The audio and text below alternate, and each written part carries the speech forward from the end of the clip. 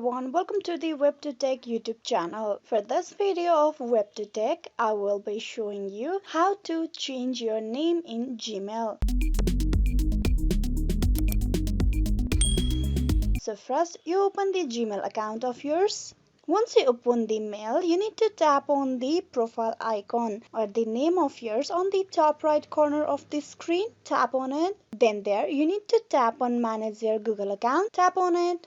Once you're at this page, you need to tap on Personal Information.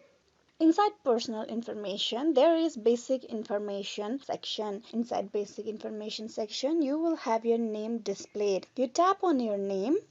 And there you will be able to change your name to a different one. You just need to tap on the pen icon.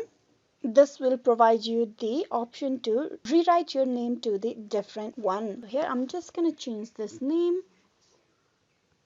And you need to save these changes as well. For that, tap on Save. Here you can see your name has been changed to a different one. So this is how you can change your information on Google account. Hope this video was useful. Please like and subscribe the Web2Tech YouTube channel. Thank you for watching till the very end.